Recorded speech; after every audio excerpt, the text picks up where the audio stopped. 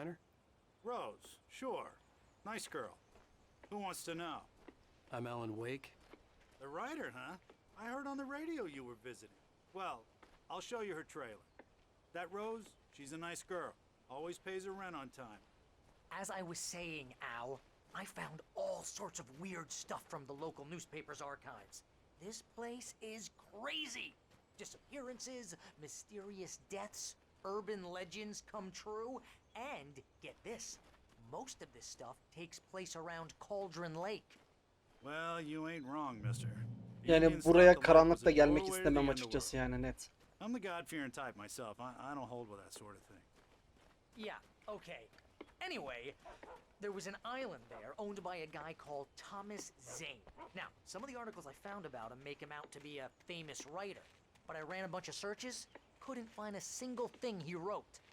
Zane was heavily into diving, so much so that the place came to be called Diver's Isle. But the volcano under the lake erupted in 1970, and Zane went down with the island. Dayı nereye götürüyorsun la bizi la? Yaşlandım yemin ediyorum şu sahnede ya.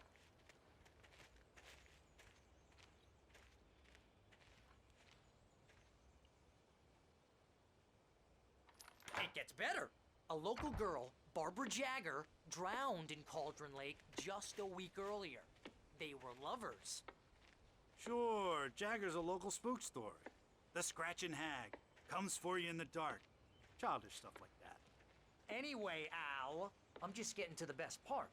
All of the articles about this stuff were written by Cynthia Weaver. I asked around, and she's that crazy bag lady you met. What, the lamp lady? She can be a little loopy, but she's not homeless or anything.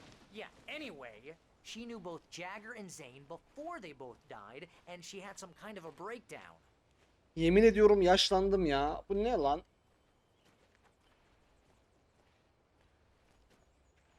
Yalnız abinin üstündeki çok iyiymiş ya. Gri olan var ya.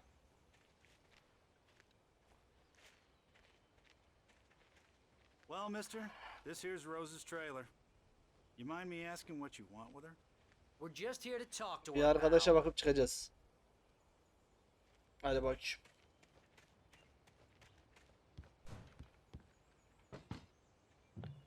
Selamünaleyküm. Welcome to... Oh dear, Mr. Wake. I'm so glad you're here. Rose, you have my manuscript? Oh yes. Yes. Please come in. Abi Rose bildiğin robotla nasıl sedi? Hani bunu anlayamıyor musun ya? Bir öncekinde Hey, çok canlıydı this şimdi. is really good. Rose, Yes, my manuscript. I really need it. I understand.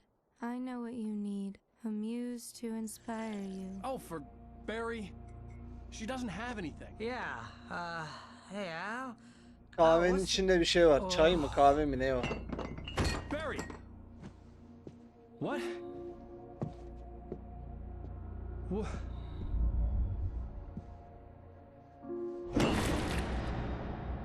Sıçtık. Sıçtık.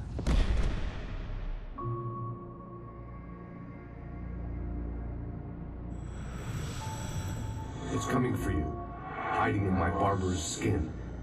I'm too weak to stop it. You must turn the lights on. I promised I'd come visit you and your lovely wife. You must finish what you started. I insist. You must turn the lights on. Turn the light on. Back to work, boy.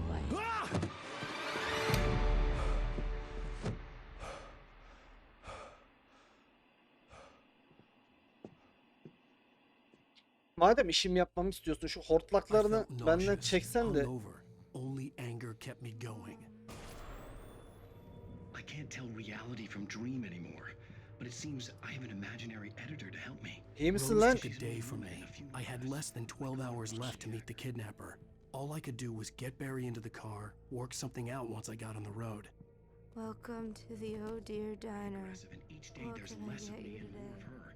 Coffee. I couldn't work up much hate for Rose. Something had a Mr. Randolph liked Rose. That little smile she had.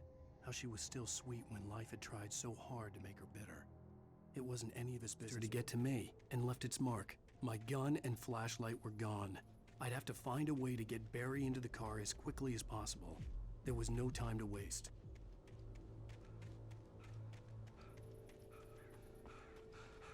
Yani şu an kullanabileceğimiz hiçbir şeyimiz yok. Çok kötü bir durumdayız yani. I just stepped outside to catch a breath of fresh air. Let me tell you, the weather's getting heavy. Nights like this make me especially glad I'm here talking to you and not home in bed. Once the weather takes a turn like this, I can't sleep at all. It's all tangled bed sheets, punctuated by the occasional plunge into nightmare. Is it just me?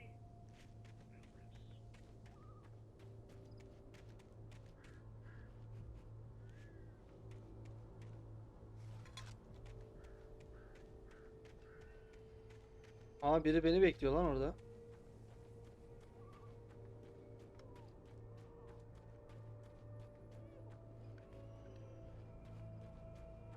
Oh, you're gonna get it now.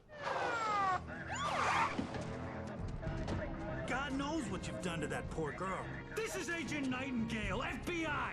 Get him up, Hemingway! You're under arrest! You move a muscle, I'll unload right in your goddamn face! Stay right where you are, Lane!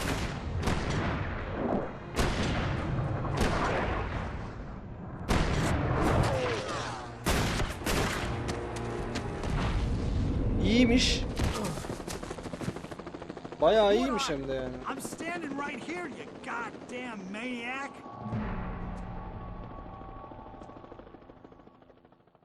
Olay I çok hated to leave Barry behind, but there was no way I'd miss my appointment with the kidnapper.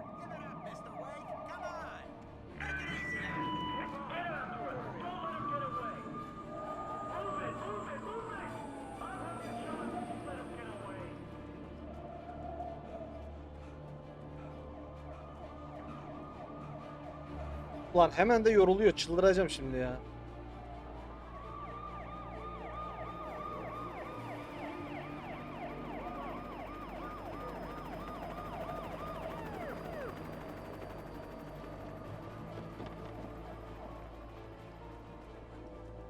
There he goes! Okay, men, keep your eyes peeled. He's gonna try to make it through here. Oh, damn.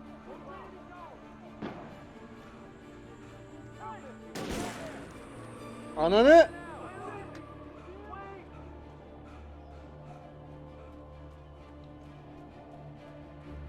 Çok yakınlar. İyi geceler. Kendine iyi bak. Görüşürüz.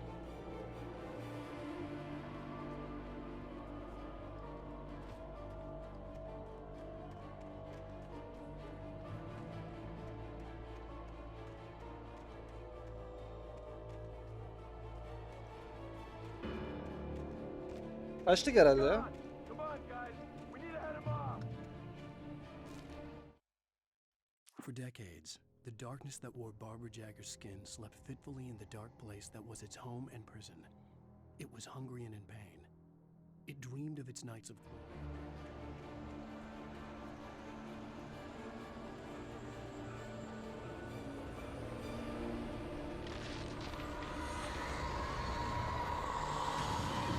O ne abi ya? Aa, kötü güçler geldi.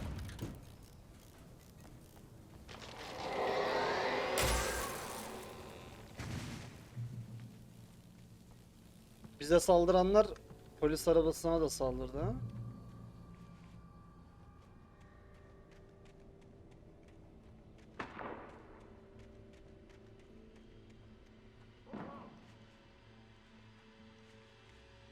Search the area.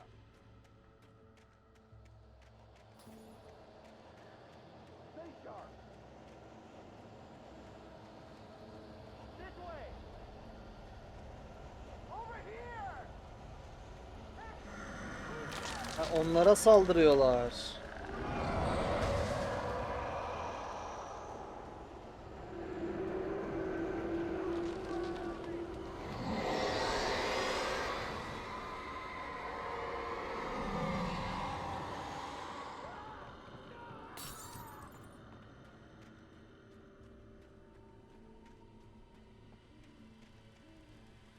This horror was everywhere I went, circling me. The cops didn't stand a chance. They were after a writer, not a monster. Wake mi yaptı hepsini? Nasıl yapabilir lan? İnsan bu. Arabayı nasıl kaldırıp fırlatsın? O kadar da değil yani abi.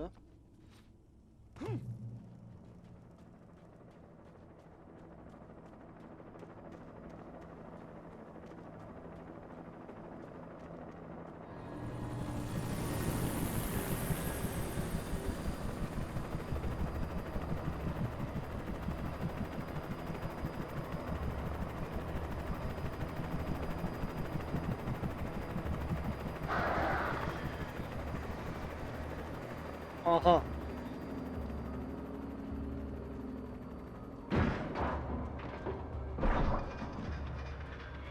Çökerttiler. Yani sanki bana yardım ediyorlarmış gibi bir izlenim var ama bilemedim yani. Ya da onları çok mu rahatsız ettiler de onlar onlara saldırıyor, onu da anlamış değilim tam.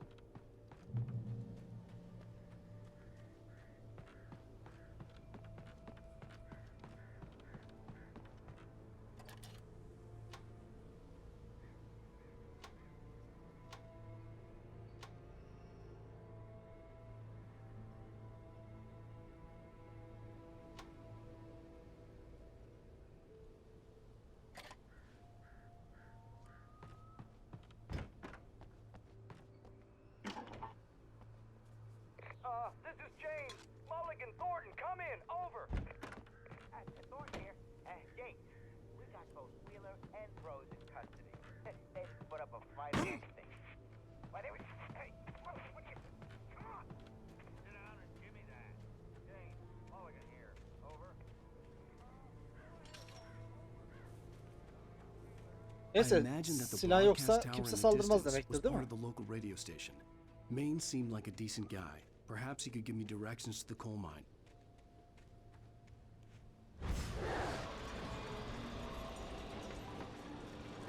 Bana yardım Unnatural ediyorlar. shadows clung to the gate. The darkness that was after me was trying to stop me. I wouldn't get through without a light.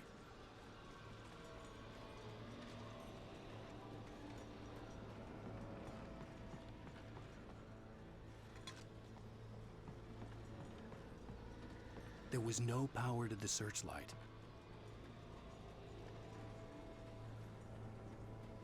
Yok, bana yardım etmiyorlar.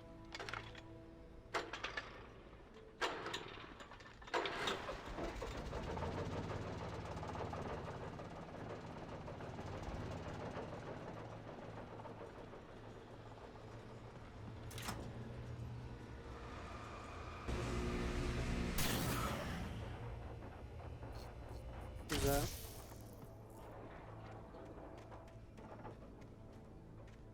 Ama hala silahımın olmaması peki?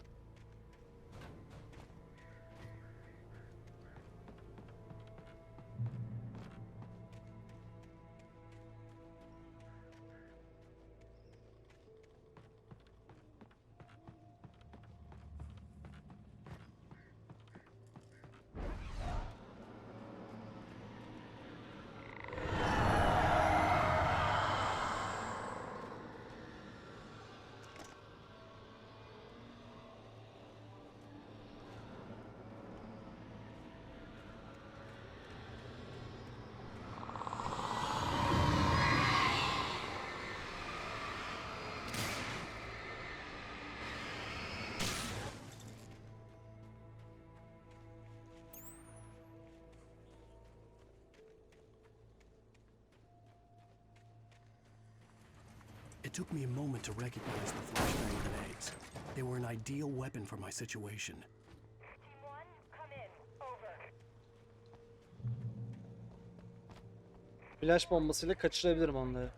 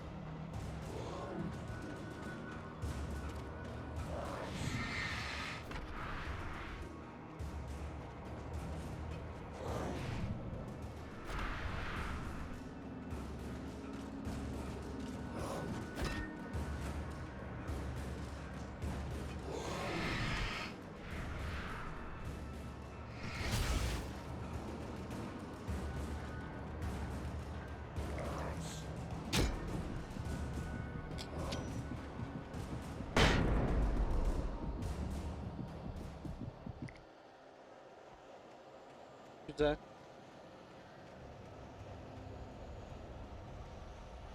Işık enerjisi bulmam lazım ama.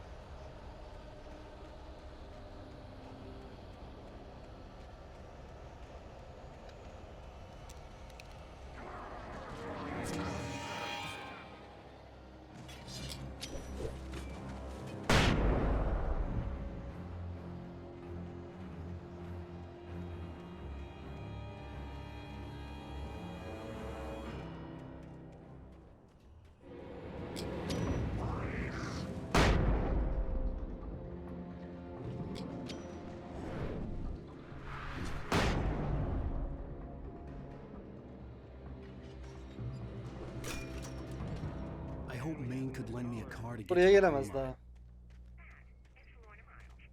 Oh, hello, Lorna. What do you have for us? Well, I just don't see why the cops bother with the trailer park. What do you mean? It's a trailer park. Of course you're going to have trouble in a place like that. I mean, what do you expect? The sheriff should be helping us normal citizens instead of wasting resources on those people. Well, Let the trash sort themselves out.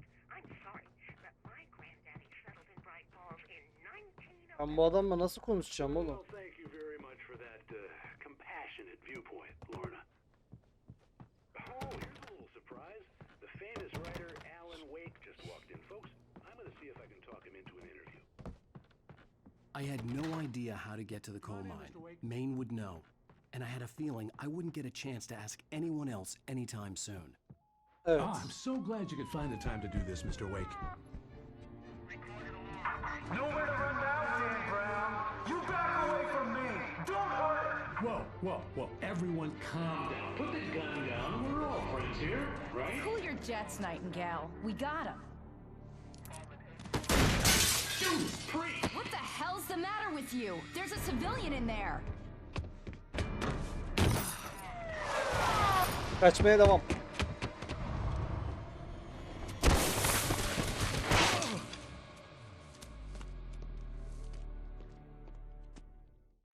I'll get you yet, even if it kills me. You hear me?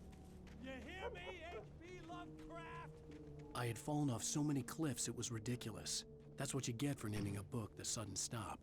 It was probably good I hadn't had the chance to tell Maine where I was going. I'd have to lose the cops and find my own way to the mine.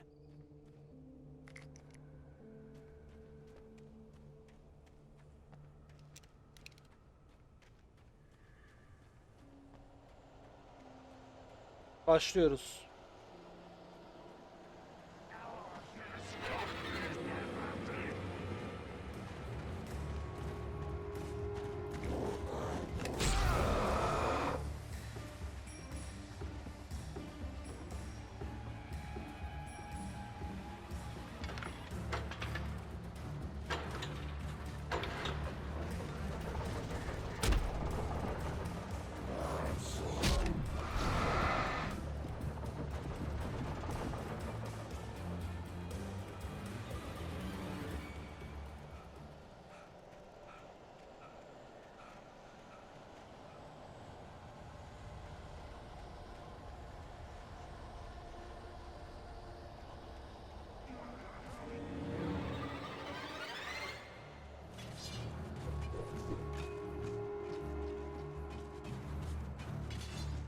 There was no sensible reason for the power company work lights to be here.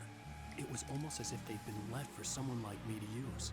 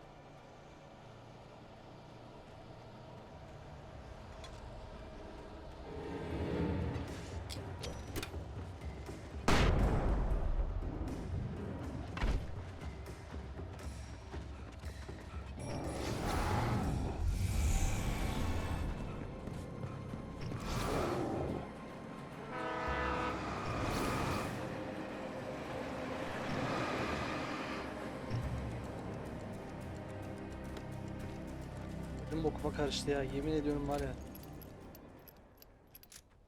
Yapabileceğin hiçbir şey yok, bir de bir sürüler. Birden fazlalar yani. Hello? The most stubborn man I've ever met. Alice? Alice? Alan. Alan. I'm so afraid. Keeps me in the dark.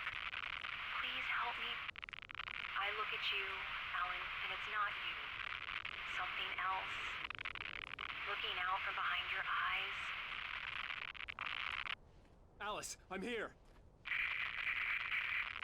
I'm so alone here. It's all gonna go to hell. You need to be careful. Cooperate.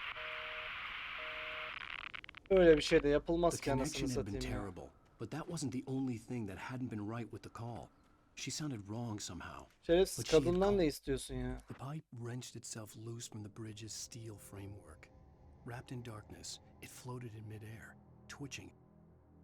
For a moment, I didn't understand what I was looking at. The heavy object.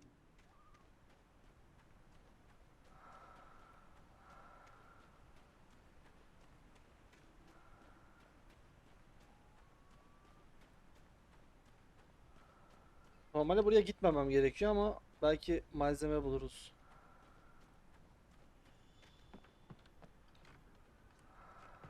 Evet.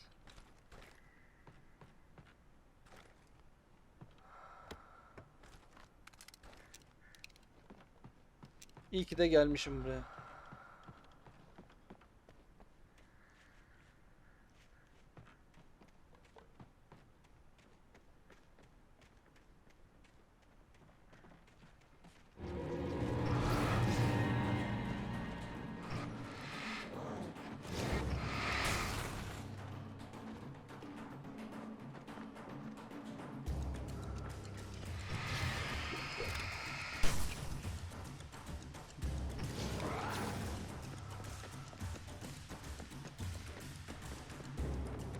I could see a railway bridge up ahead, and a warehouse of some sort on the opposite shore. I hoped I could find a car from there.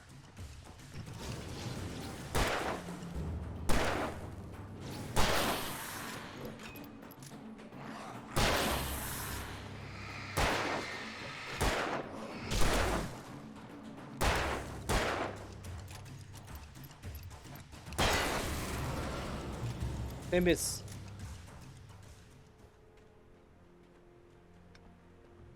Nereden gideceğiz?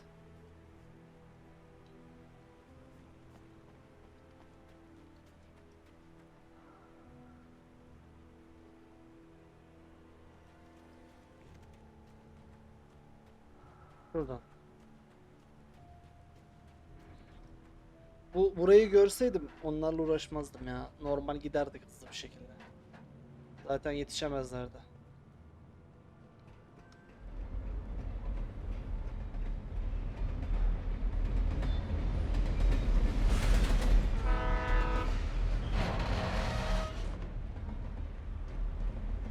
The darkness that was pursuing me was growing stronger, and it was taking over everything in its path.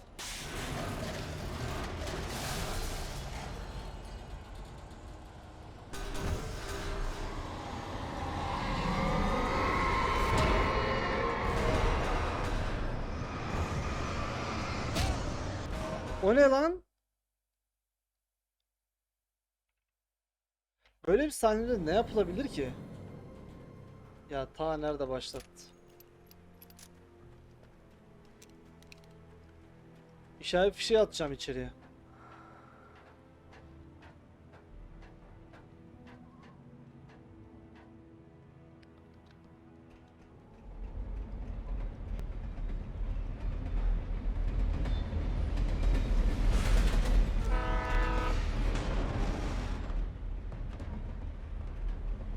The darkness that was pursuing me was growing stronger, and it was taking over everything in its path.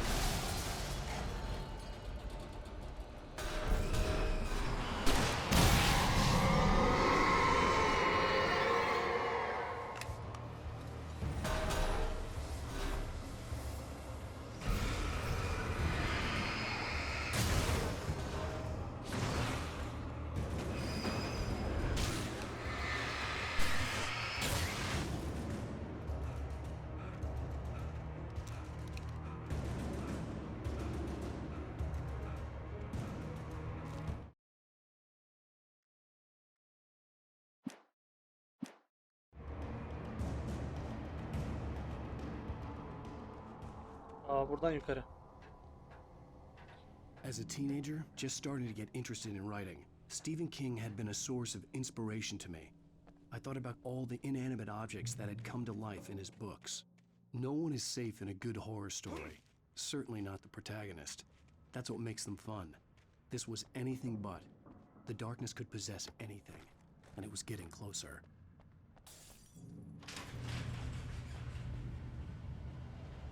Çok güzel. Ha, ben aradım, al.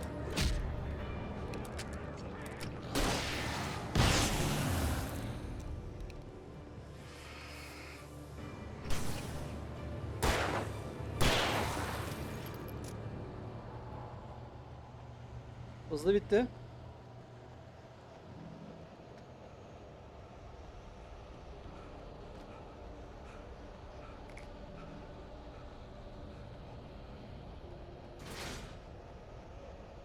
Bayağı hızlı bitti ya.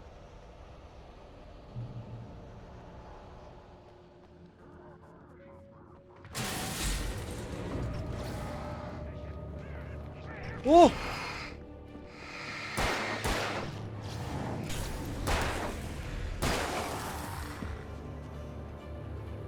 Nasıl kaçtım ama?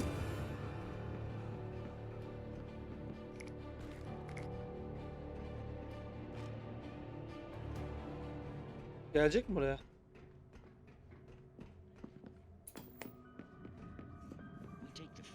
Aşağıda.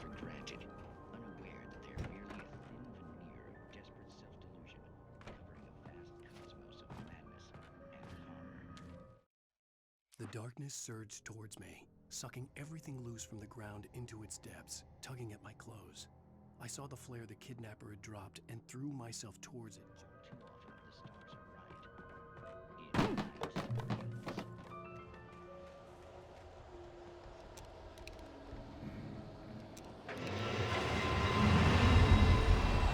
O ne ya?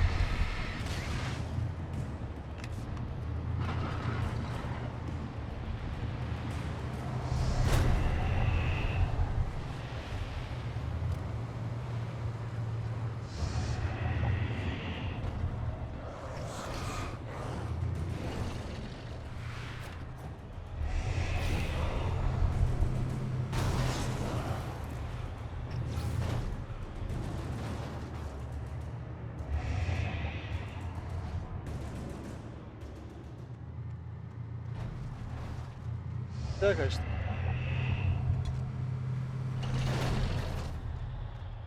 Manyak mısın nesin ya? Oradan geçemezsin ki. Korktum.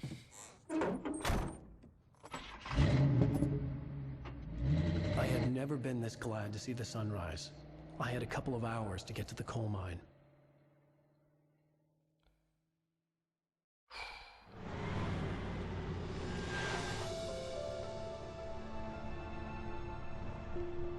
The coal mine wasn't far now.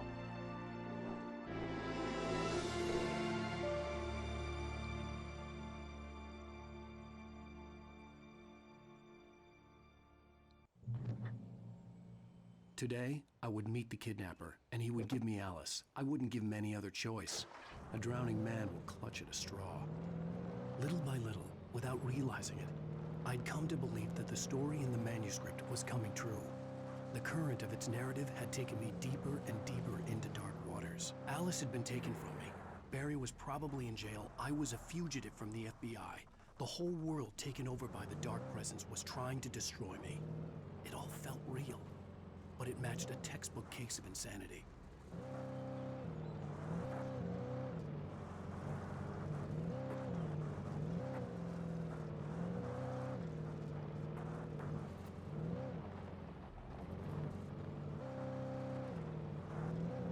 Yollara bak ya.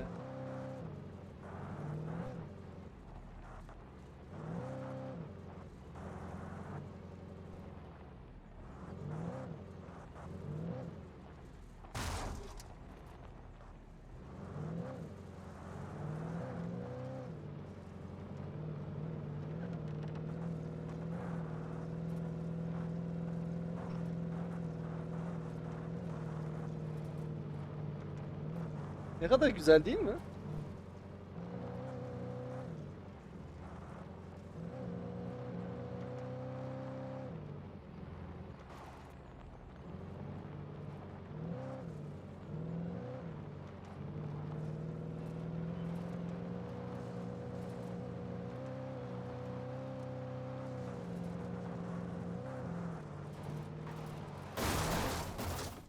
Wow, wow, wow, wow. I was early. I was supposed to meet the kidnapper at noon in the main building. The coal mine was quiet. It was a museum now.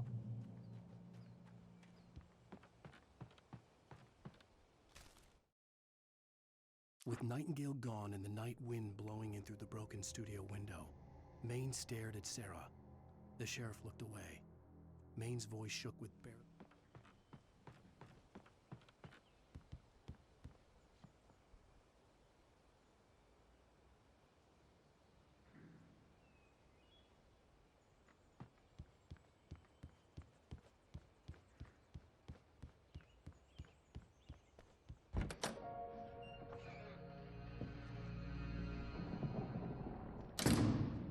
I didn't want to go outside. Cops had to be looking for me. The noon sun turned the place into a sauna. The day dragged on. Different scenarios ran through my mind. Ways of how I'd torture the kidnapper to get Alice back. Or the different horrible things he could have done to her. I imagined her dead. I had no way of knowing she was still alive. It was killing me. I was running on blind hope. It was all a waste of time. The bastard never showed up.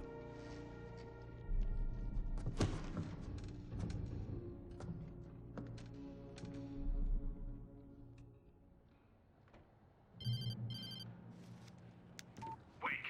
Where the hell are you? Change of plans. You know where Mirror Peak is? It's a big mountain north of where you are. You follow the path from the mine, you can't miss it. There's a lookout point there. I'll be waiting. I'm through being jerked around You by want you. to see your wife alive? Because if you do, you better watch what you say to me. Do we understand each other? I want to talk to Alice. Yeah, and I want the manuscript. Don't keep me waiting, Wake. Hello? Hello! Ah! I'm gonna kill him! I had to get to Mirror Peak.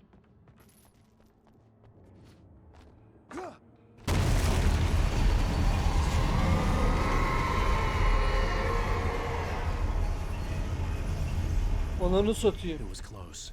Maybe closer than ever before.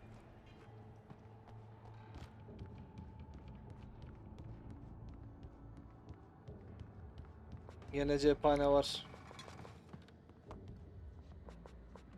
Büyük kapışma olacak gene. Pompalı tüfek cephanesi var, pompalı yok. Yerde bir yerde miydi la? Biz mi görmedik?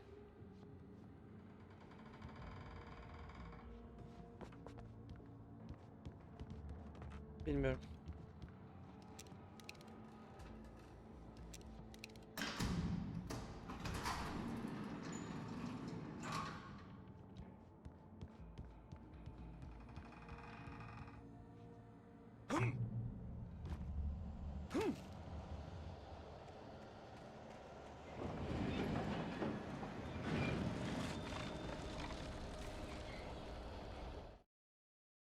When Thomas Zane fell for Barbara Jagger, it happened fast. She was young, vibrant, and beautiful, full of life.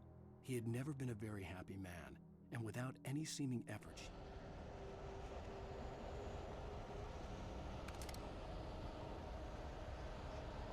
Var ya, çok felaket büyük bir kapışma olacak burada.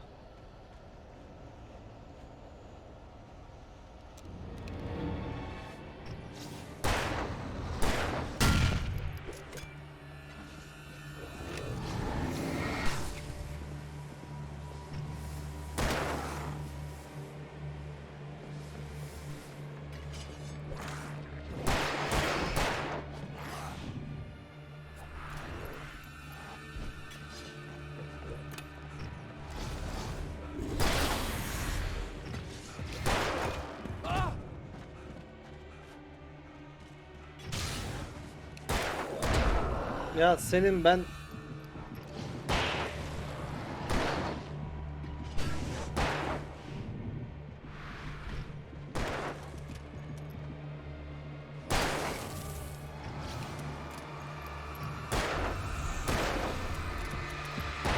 O siktir.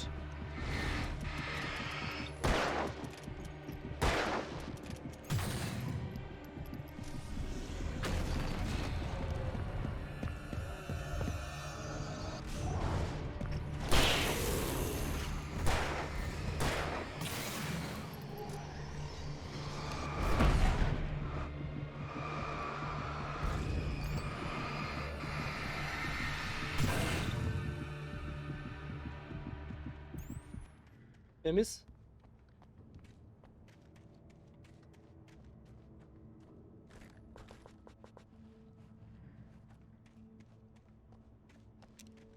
Neyse ucuz yırttık gene ya. Yani. Aa, burayı arıyordum bak, burası kapalıymış demek değil mi?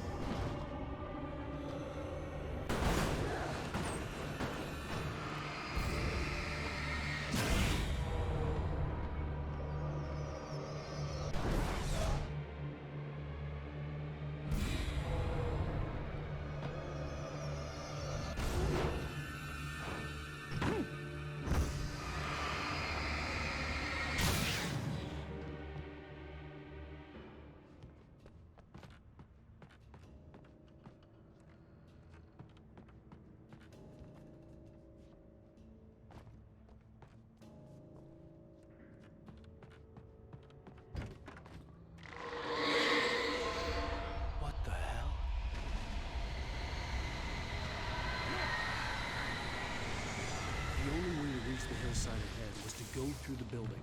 I had to find a way to avoid electrocution. Oğlum bu ney böyle?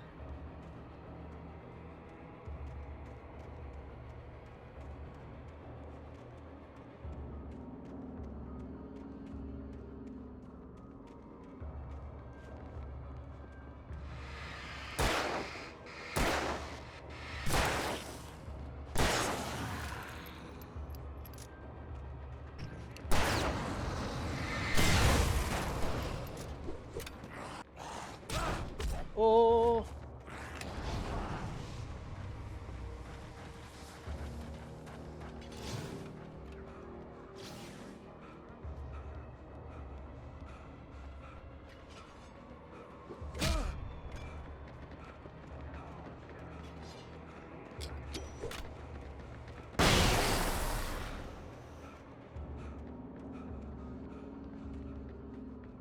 Ya sen ne yapıyorsun? Manyak ya.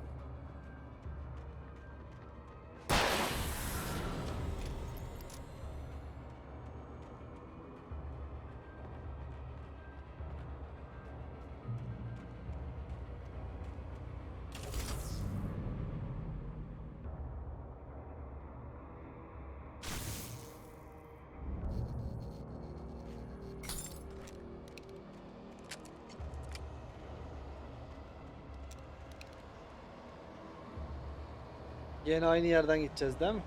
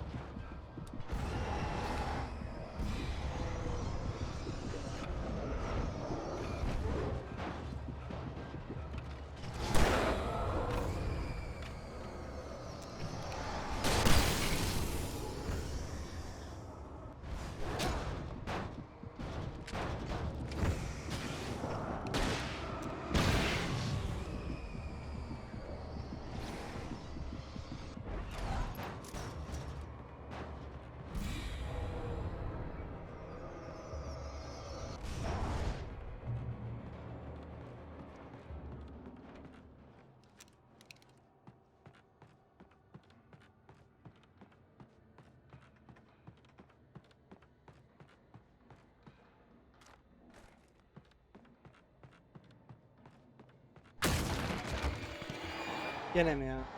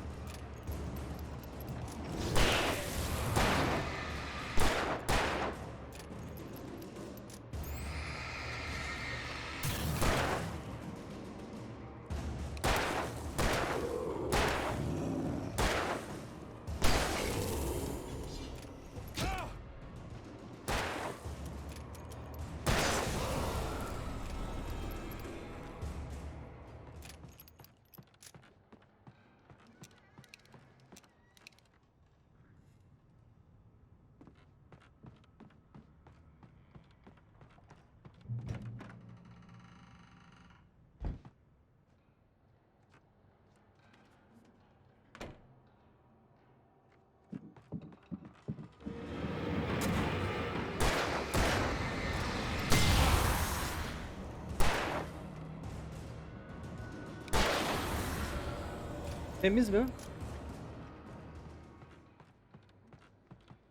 Bence oldukça temizdi.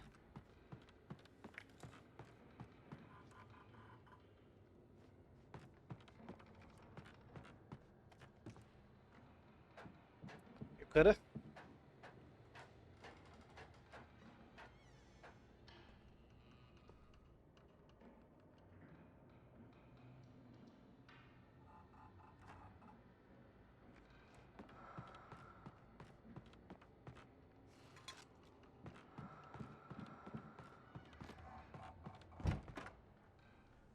Çok iyi. Alright. Let's go. Of yoruldum ya vallahi.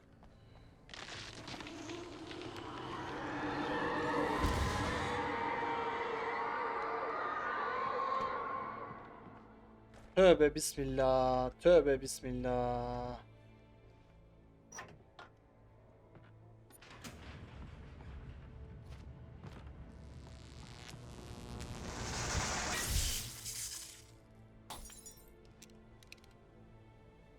Run.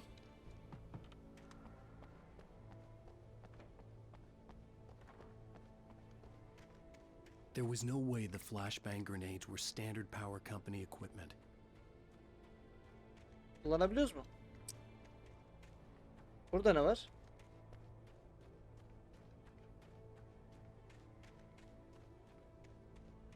Boş mu? Boş. Şuradan gidelim ve kaderimizi kabullenelim. Bundan sonrasına da bakacağız artık. Onu ya bir de siz mi çıktınız başımıza anasını satayım ya.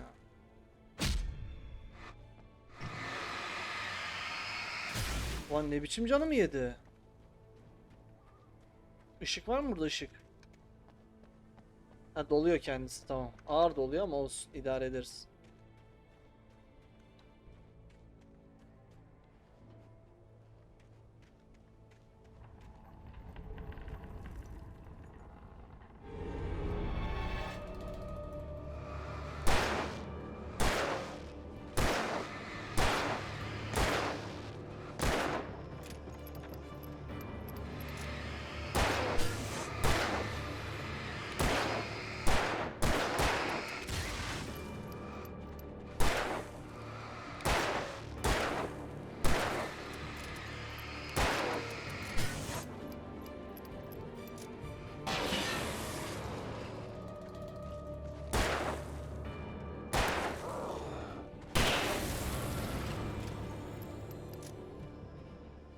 Bunlar niye öldü durup dururken?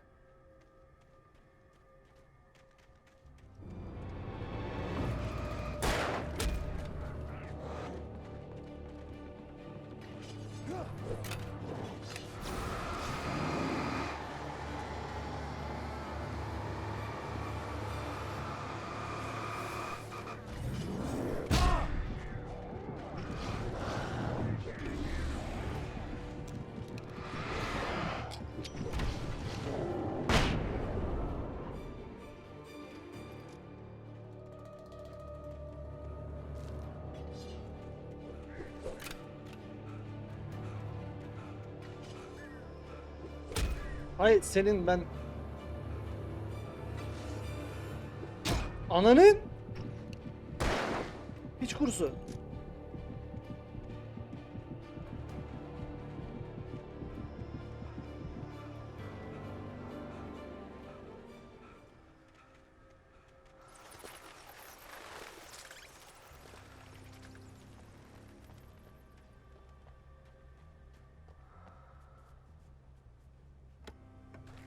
Oh yeah.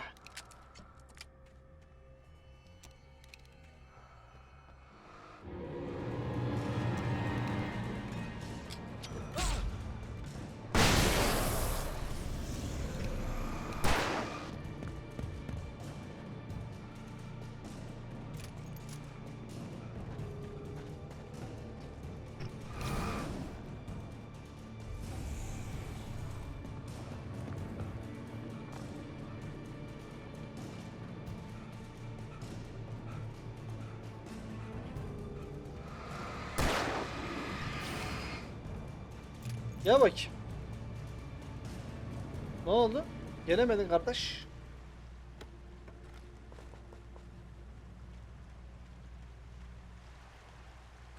Oo, bu ne biçim bir cephane böyle? I had no real plan. I was going to give the kidnapper all the manuscript pages I had for Alice. If that wasn't enough, I'd hold him at gunpoint and make him talk. Of.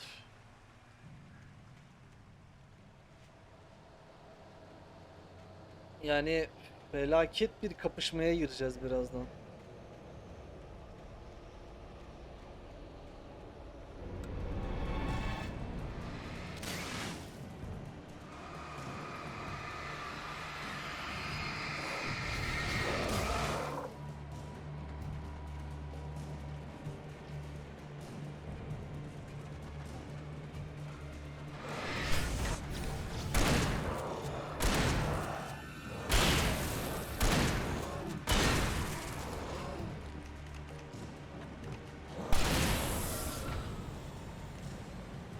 Ama orada ne vardı?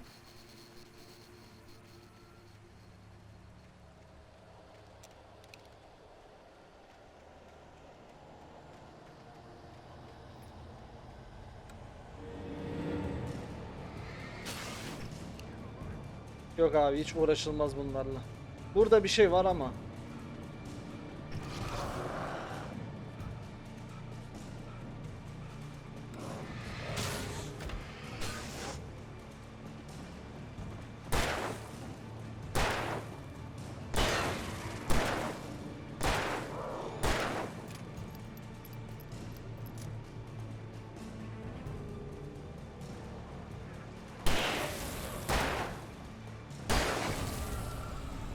Oraya gitmeyeceğim. Aşağıdan devam edeceğim direkt.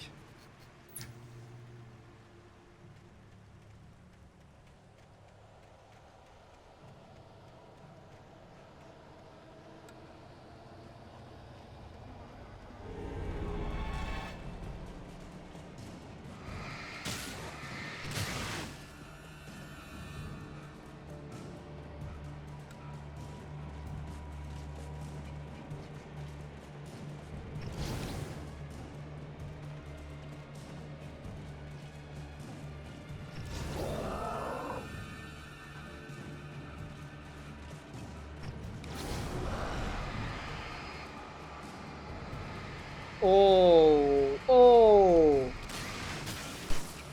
Surprise, surprise motherfucker. Tut bakayım. Boom. Oh yeah bitches.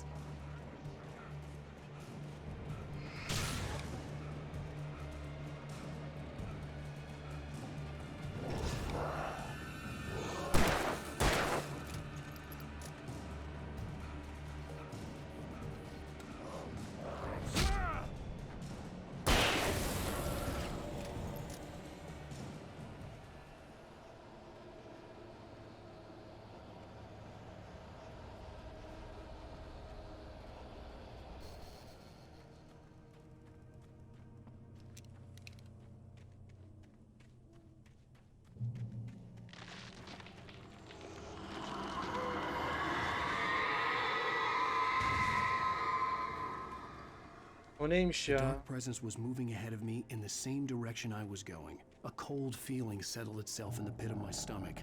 Was it going for Alice? The graveyard shift may cause cancer. Bence de.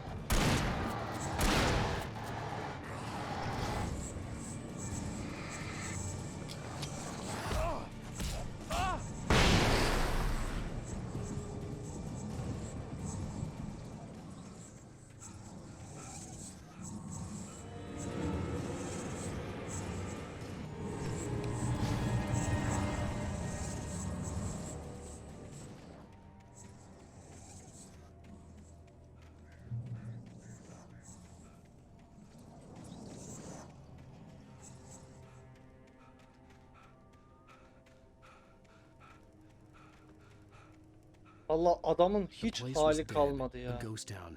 Had been for decades, maybe a century.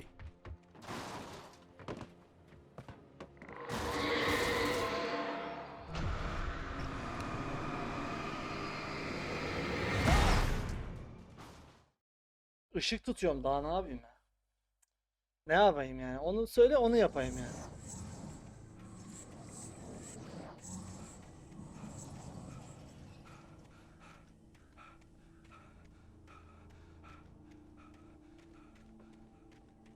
The place was dead, a ghost town. Had been for decades, maybe a century.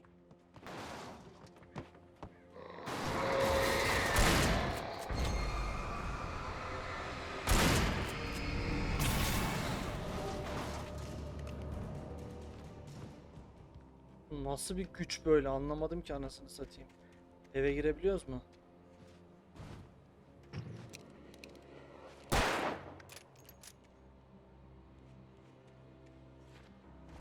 Girmiyor. O zaman niye yaptınız abi bunları ya? Sinir oldum bak, gece gece, akşam akşam. Artık aklına, ağzına niye gelir, öyle konuşamadım. Ha, diğer aldığımız mektubu da okuyamamıştık değil mi? Hızlıca bakalım. I stared through the bars of the jail cell. Barry stood behind me, swaying on his feet, looking as ill as I felt. Agent Nightingale stood on the other side of the bars with... Things were never as simple in real life as in fiction. I had lost count of the times I had wished there'd be a clear reason for my writer's block. Something to fight, something to lash out on. There wasn't. I was filled...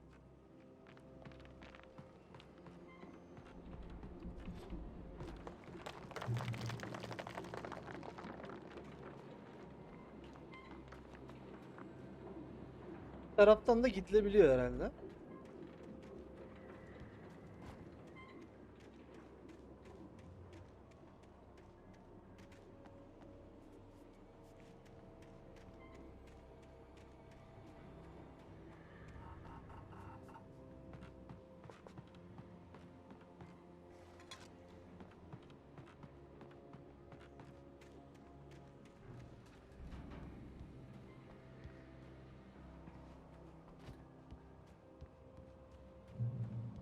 Çok güzel.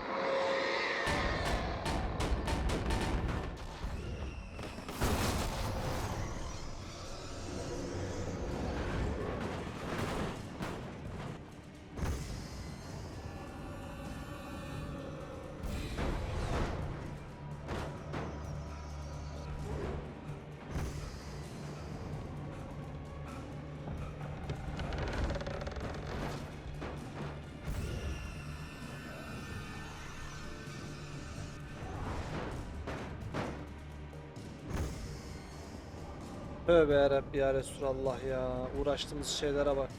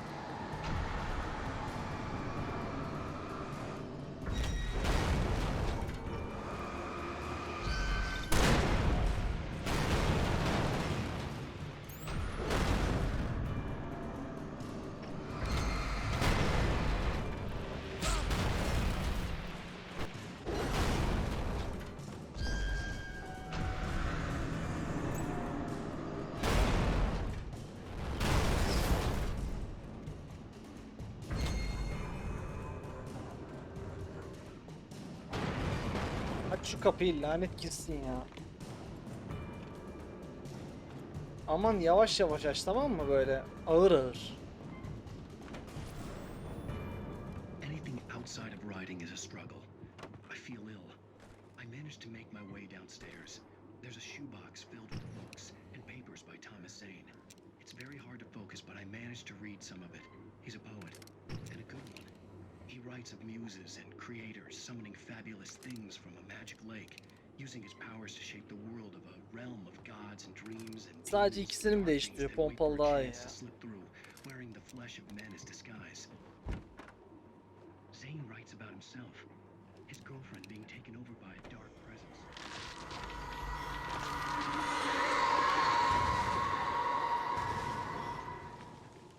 Bu manyaklar ne yapıyorlar ya? Her yerden bir şey fırlatıyor anasını sattımın.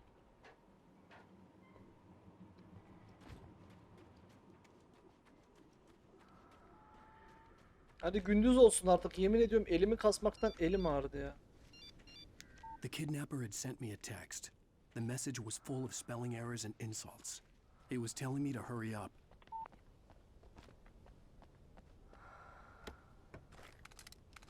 Oh!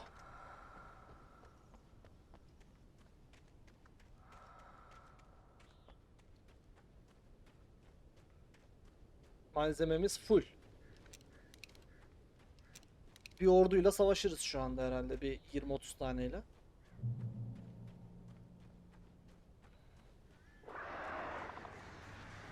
Birds.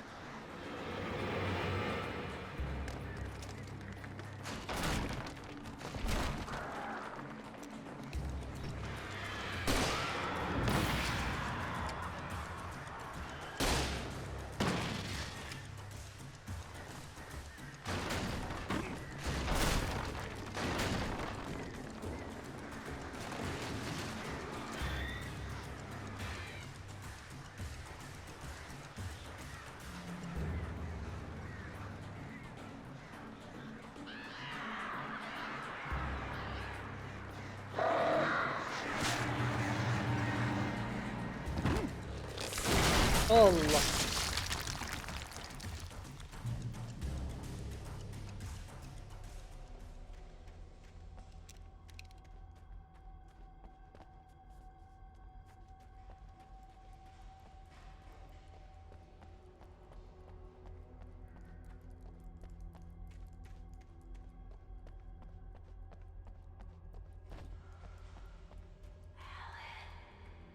Ben.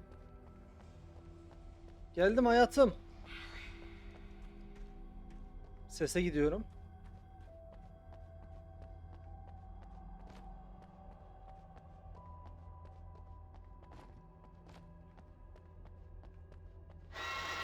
Without warning, the headache stabbed at my brain.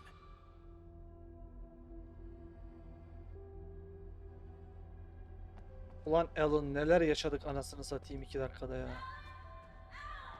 Geliyorum. Alice?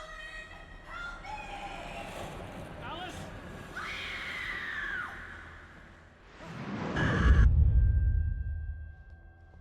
I'm losing it.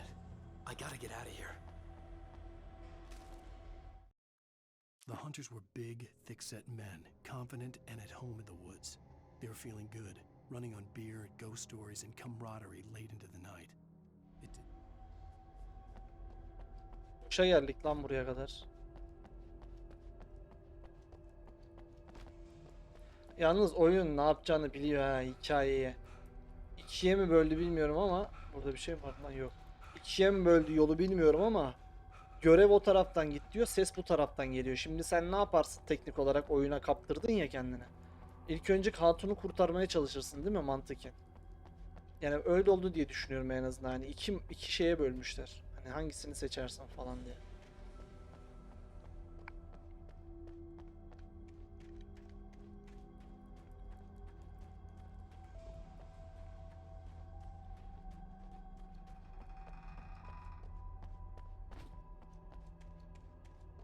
Şimdi hızlı koşmak istiyorum. Ama şimdi hızlı koşup şey yapabilirim. Of, felaket cephanem var. Hani bir anda önüme çıkarlarsa gene hızlı koşmak zorunda kalacağım. Mutlak kapışma alanı burası ya. Bak mutlak diyorum.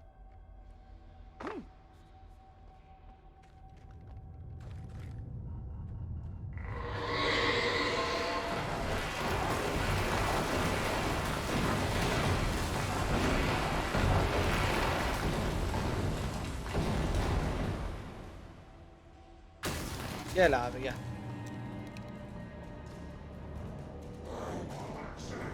Us! Surprise, surprise motherfucker. Ananı.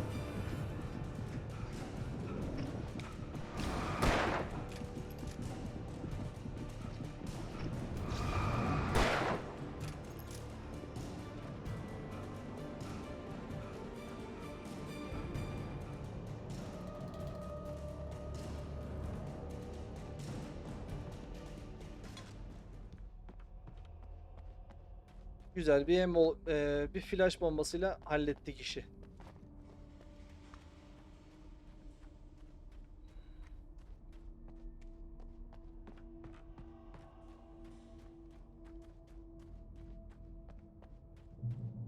I'd have to make my way up this mine shaft in order to go on.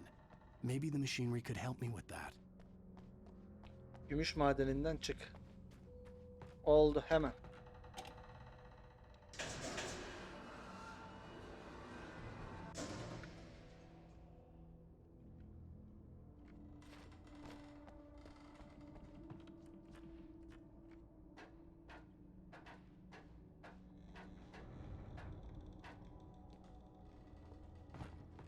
Abi bak şimdi. Buradan bir tekrar gidelim.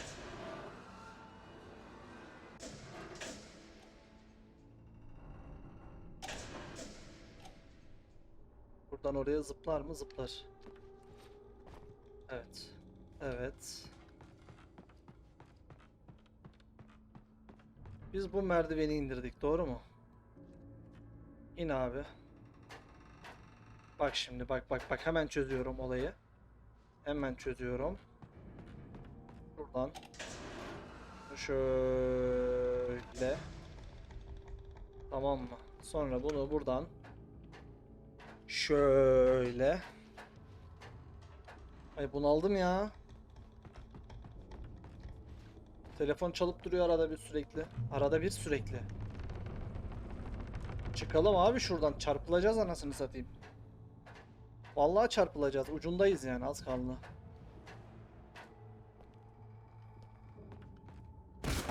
Heh. Adam. Burada ne var? Oo. Gönder. Bu ne?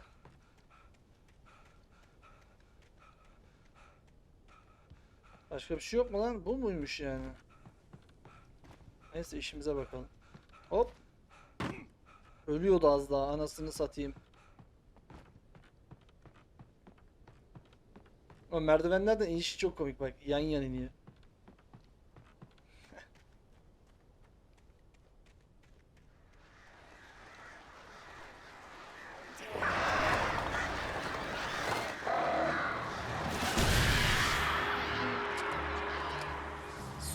Surprise motherfucker.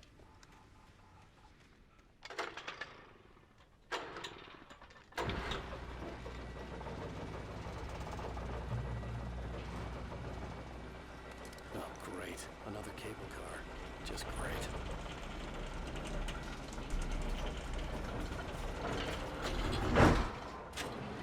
Hadi hızlan hadi, misafir gelecek.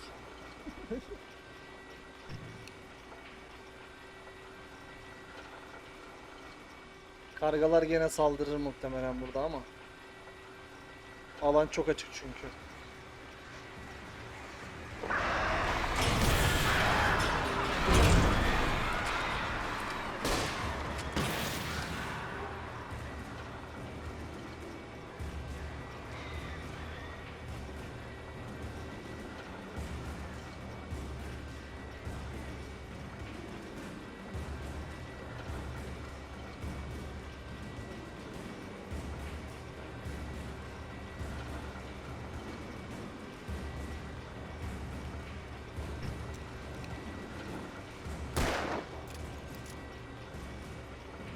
Kaçtılar mı lan? Tek vuruşta kaçırdım hepsini. O ne lan?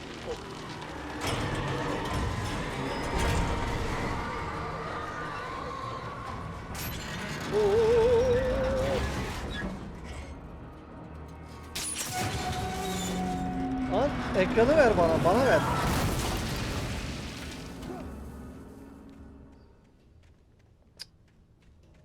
Yanlış.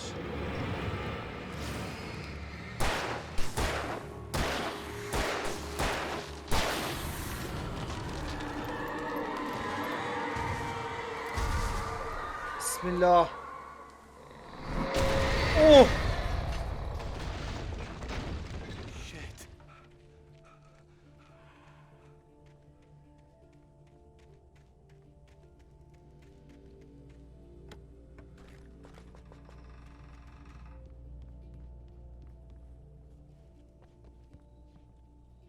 Geberiyorduk az daha, eziliyorduk anasını satayım.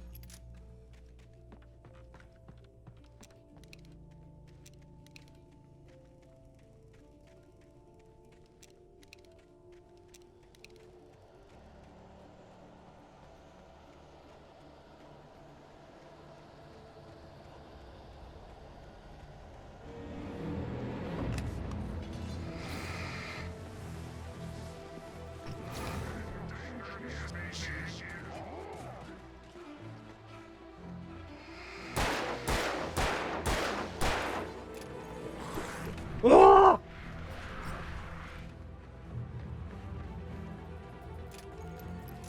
Gördün mü refleksi? Refleksi gördün mü? Tamam. Gördüysen sorun yok.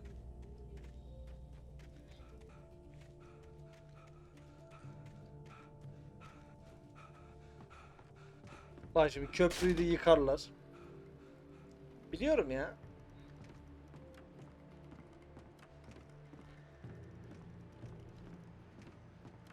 Hızlı koşamıyorum şu anda.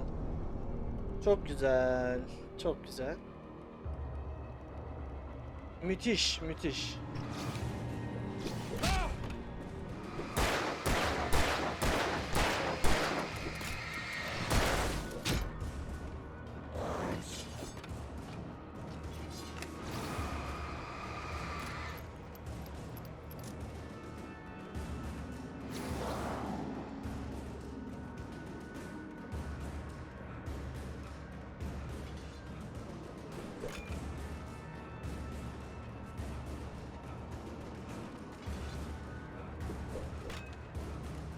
Bir tık yavaşlattım onları.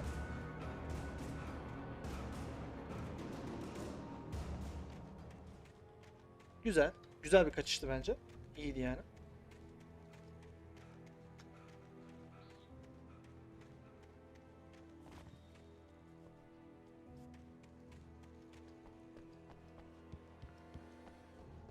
Oh.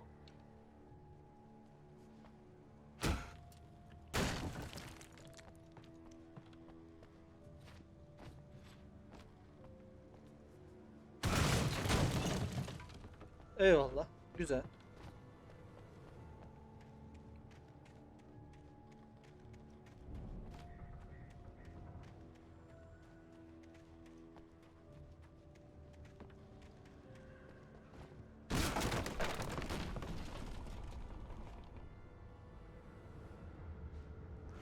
Seni özledim. Did you read this?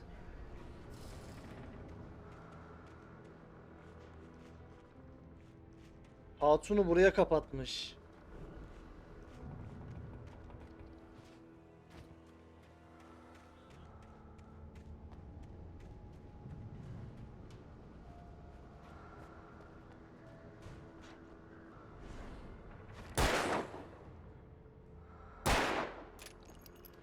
Oğlum buradan çıkacakmışız. Salak gibi etrafa bakıp duruyorum ya. Şaka gibi.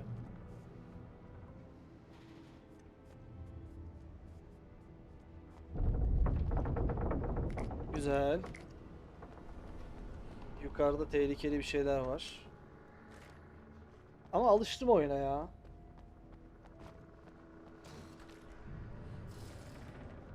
Battı balık yan gider. Davay.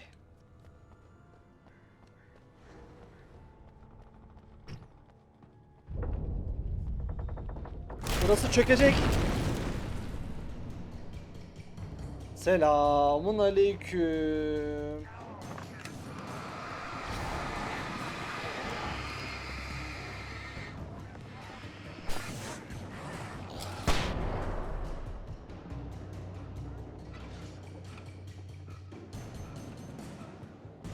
Alright guys. Woohoo! Ya o evet, flaşı boşa attım aslında. Nereden gidiyoruz? Aşağı mı? Çözdüm değil mi artık oyunu, yani böyle kaçma olayları artık bende. Artık flash'ım kalmadı. I thought I could make out the spot where the island and the cabin had been. There was a light near it. It had to be a boat.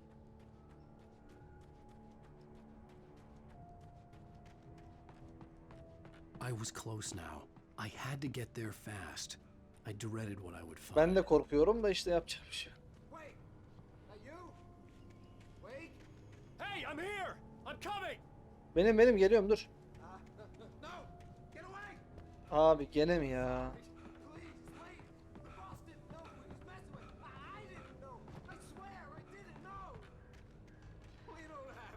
O değil de yani efektlemeyi yapabilirler. Mesela kıyafeti hiç yırtılmamış mesela. O kadar balta yedik.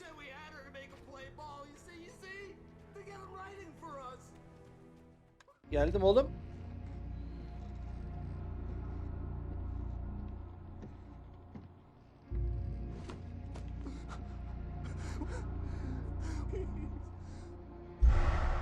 O ne lan?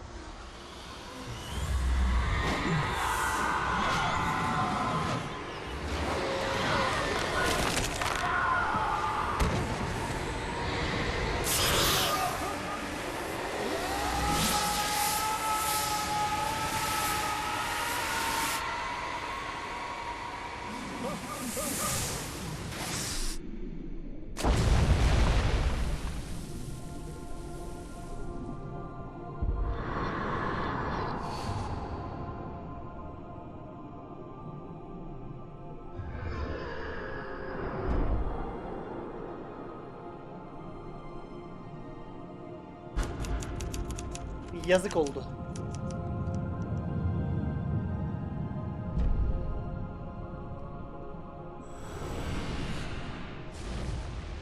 Aha.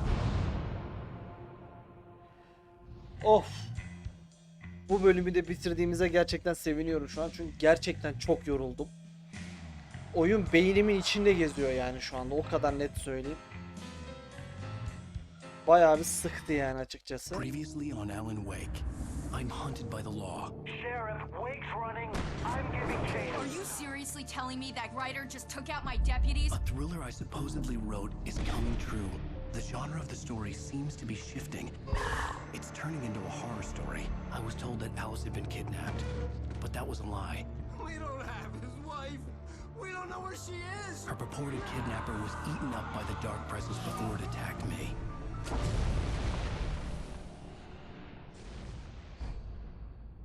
Güzel. Güzel. Alan, shh, baby.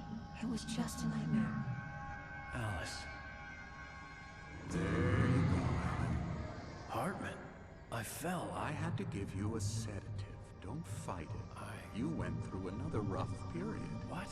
Right now, it's very important that you stay calm. We don't want you to have another episode. You're a patient at my clinic. Have been for a while now. The shock of your wife's death triggered a mental illness. No, you're lying. You're suffering from various symptoms of undifferentiated schizophrenia. Bastard. It's okay, Alan. Just let go.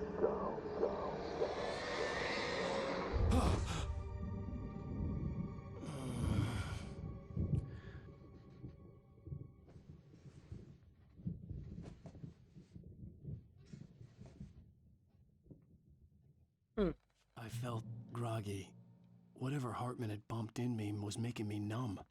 I felt like this was happening to someone else. Someone I was watching on television. Konuşmayı bitirsin, I bitirelim. couldn't think. Couldn't focus. The door was locked. I was a prisoner here.